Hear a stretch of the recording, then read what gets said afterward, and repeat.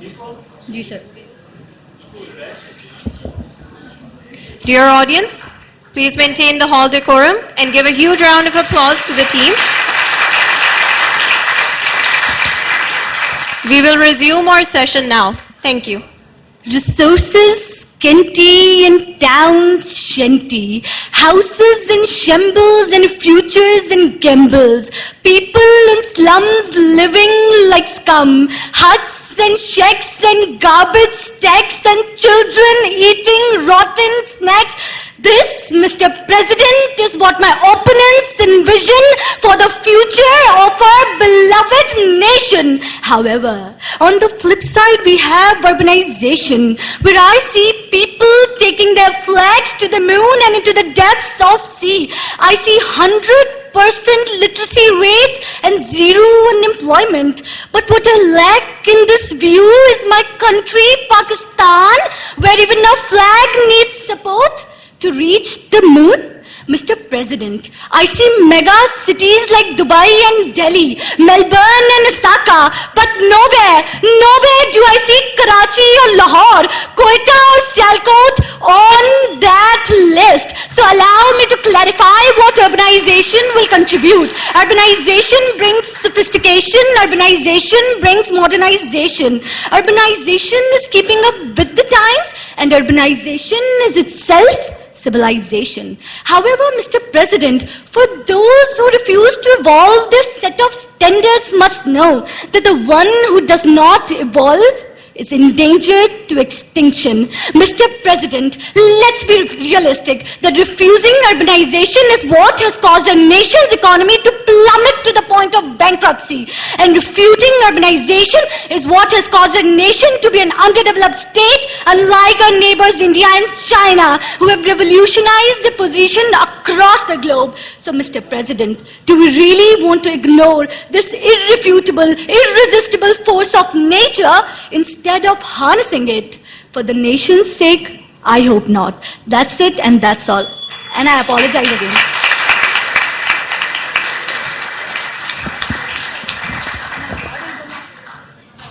Hello, everyone. Mr. Speaker, the resolution that the government has presented is also fit in the context of modernization. But in the case of Pakistan, it is regrettably a lot of irrationality. Mr. Speaker, it is not that what should be, but it is a question that what has been and what is being. Urbanization, whatever the definition may be, but for Pakistan, it has only meant the influx of rural population into population-oriented cities. Yes, Mr. Speaker, population-oriented cities. Although it sounds not something new, but it is the situation of most of our cities. Mr. Speaker, I'm sure that the government will try to distort my argument on the basis that our urbanization has provided economic opportunities to the city dwellers. The fact on the ground is that Pakistani cities have created a new Darwinian-style race for its survival, where only the fittest would get an employment and the weaker ones are left for the state to worry about. Be alarmed. The weaker ones are in great number. Such a great number of people without jobs means an inevitable surge in the crime rate. Mr. Speaker, murder, robbery, and theft have become norms of unplanned mismanagement and overcrowded cities of Pakistan. Thank you.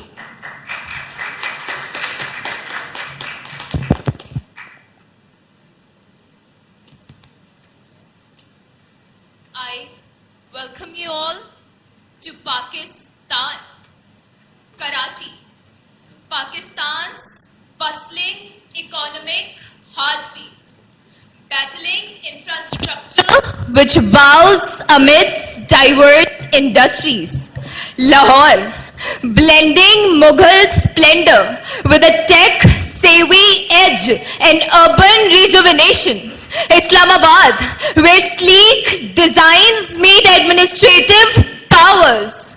Faisalabad, a textile titan with a tarnished crown, seeking renewal amongst industries. But unfortunately, if people like my opponents wouldn't have existed, then this could have been the Pakistan of our dreams, Honorable Chair.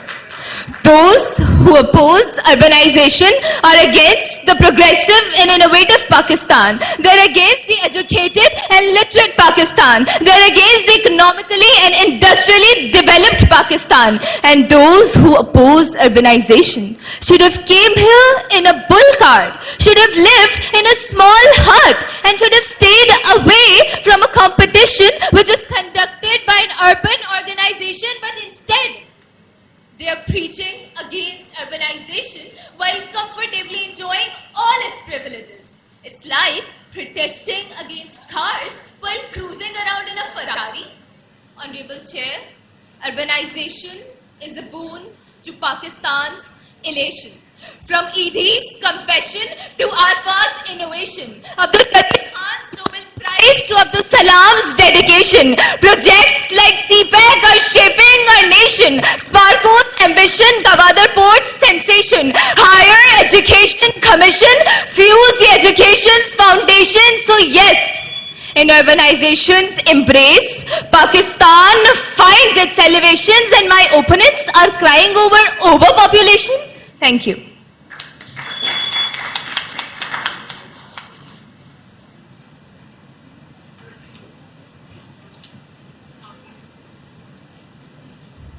Mr. Speaker, rapid urbanization is banned for Pakistani's future. This statement shows that rapid urbanization is a negative phenomenon for the country's futures. The unplanned population growth and excessive rural to urban migration are the responsible factors for the country's unmanageable urbanization. As rapid urbanization have several consequences with the shape of infrastructure strain, environmental degradation, shortage of houses, social and economic inequality. Mr. Speaker, I strongly oppose the example that is presented by the opposing team, because each benefit that is mentioned is a greater counterpoint within the context of Pakistan. Is one of the primary concerns which associate to rapid urbanization is overloaded infrastructures and services. As more people move to cities, the demand for water, sanitation, healthcare and education increase exponentially. In Pakistan, if you see that according to the Asian Development Bank, that 90% of water supply, that only few hours that water supply into 15% of the population. And in this regard, if we see that the rapid urbanization is a victim of what the transportation crisis. As we take the example of the Lahore city witnessed there, rapid urbanization produces the congestion, transportations and overloaded infrastructures within the context of Pakistan. So rapid urbanization is the aspect of social inequality and economic exclusivity for the future's development. That's all.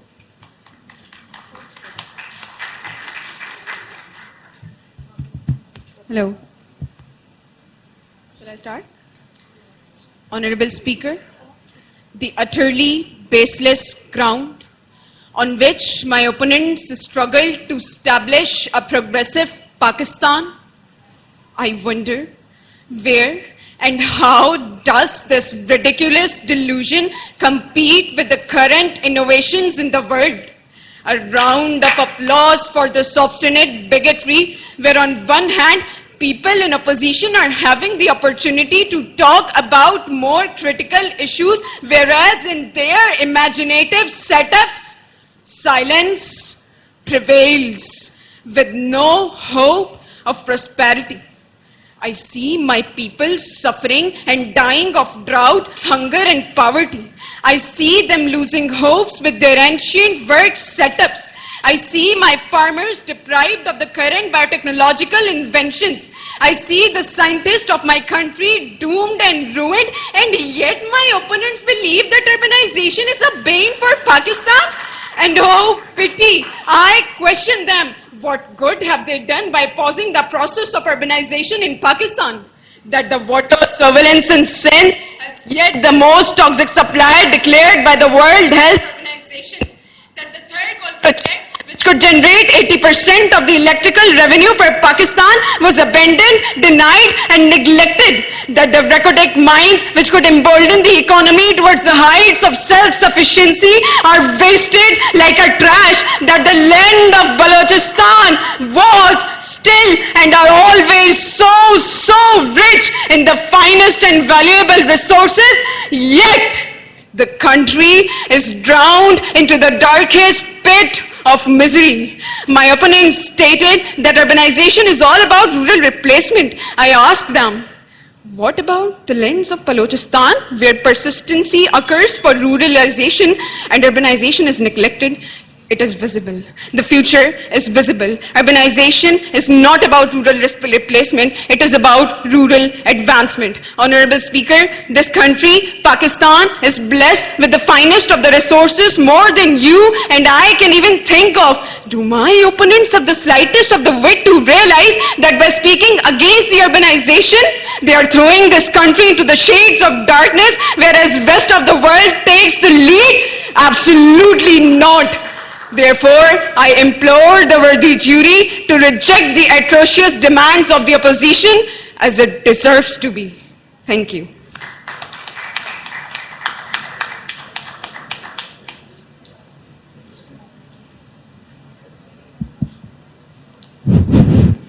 Mr. Speaker, shall I start? Mr. Speaker, to conclude our argument, our discussion, I would like to clarify our statement. I would like to clarify our stand by stating that whether or not rapid urbanization would prove to be a boon or ban for Pakistan's future, it is a question of what it has been. Since the records show that rapid urbanization, just as my team members pointed out, has only meant an influx of rural population into population-oriented cities, into urban centers. They're not cities, I'm not calling them cities because they do not fit in the full definition of the term city. Mr. Speaker, when these people came from rural areas to urban centers, they were deluded by the fancies of a stable economic future, good housing and healthcare, good education system for their children. In all, they thought life was easy in urban centers. But to their misery, their fancy thoughts were shattered because of widespread corruption and government mismanagement. They saw unemployment and their children falling into sewers in the streets. Just as my team members pointed out, Mr. Speaker, such a large influx of rural population into urban centers overpopulated our cities.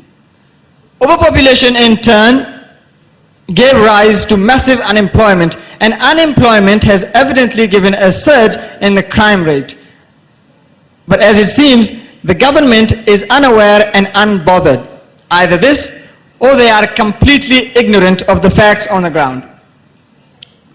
Mr. Speaker, the discussion of the hour has all the time been left on chance by the government, just like a natural process where nature regulates itself into balance. But as it turns out, it is not a natural process. It is a man-made phenomenon, and it has to be managed by men with plans, of course.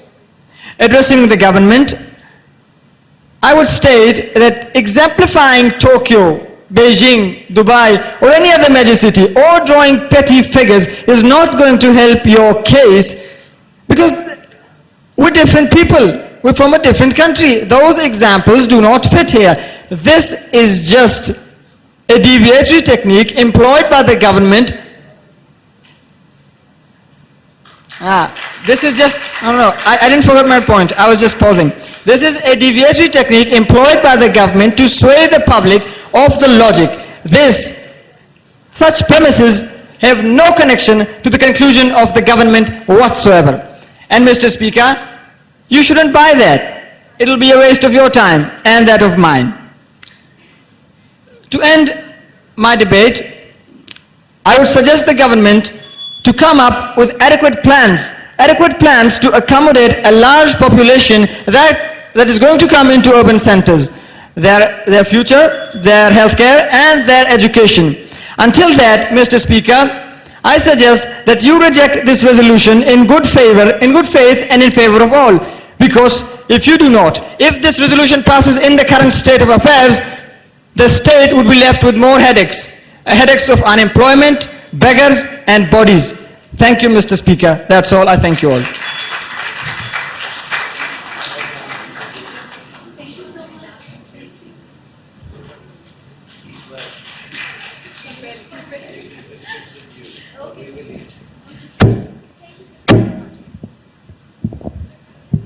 Thank you, teams. That concludes our prepared round. Let us proceed towards the impromptu round. I will invite one representative from each team, government and opposition, to please join us on the stage. The government may queue up on the left side of the stage, while the opposition may queue up on the right side of the stage. When I call your team name, you will withdraw a ballot paper.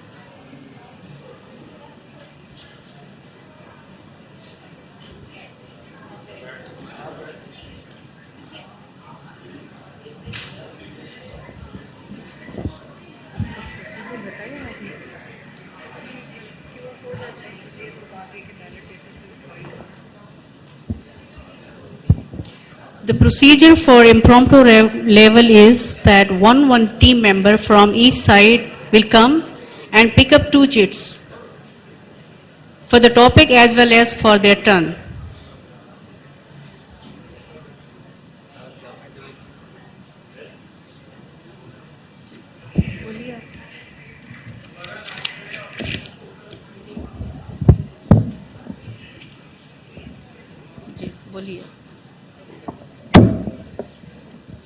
First, a representative from King Edward Medical University, Lahore, please. And National Defense University, Islamabad as well.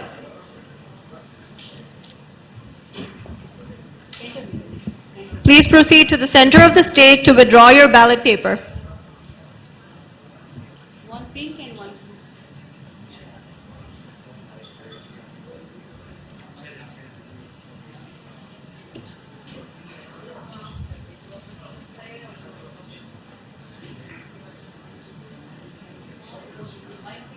Please announce it on the podium, your topic and your sequence number. Sequence number 5. Our sequence number is 5. The topic is greater use of AI has reduced the intellectual capacity of individuals.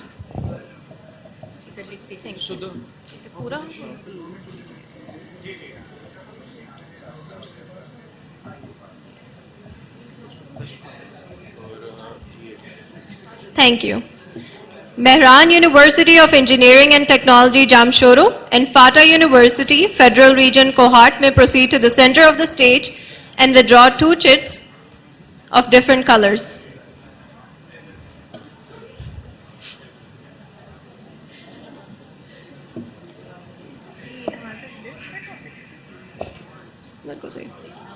No, my sequence. Please announce your topic and sequence number. Okay.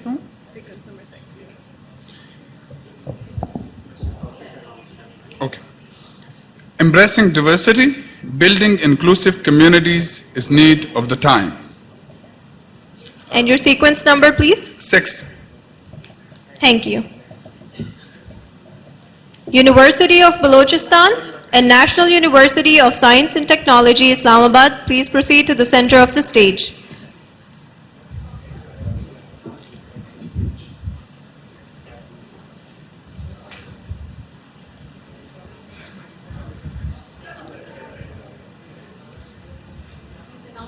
Please announce your topic as well as your sequence number on the podium. Okay, so our topic is corruption is the only obstacle to the country's development, and our sequence number is 2. Thank you.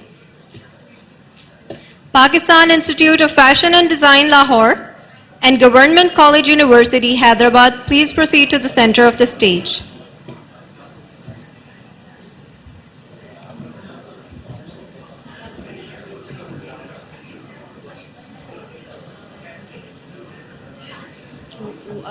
Please announce your topic as well as your sequence. The sequence number is 1 and the topic is the power of gratitude, which is a transformational trigger, is not practiced in our society.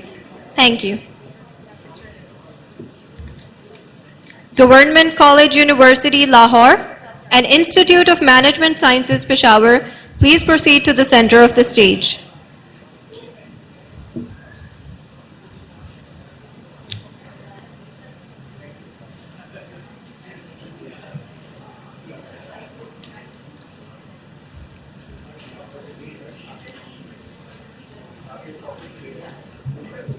The topic over here is the existing research in Pakistan lags behind applied sciences, innovation and development.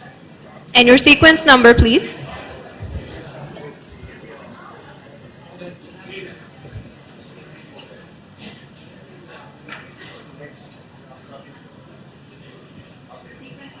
Sequence number? Thank you. Liaquat University of Medical and Health Sciences, Jamshoro, University of Turbat, please proceed to the center of the stage.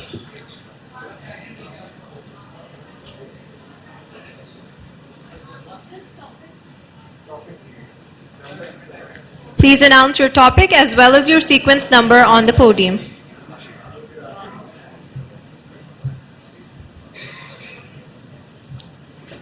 Media's portrayal of women perpetuated harmful stereotypes and unrealistic beauty of standards.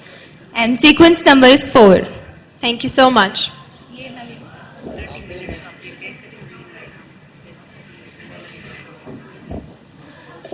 You will now have 30 minutes to prepare for your impromptu round.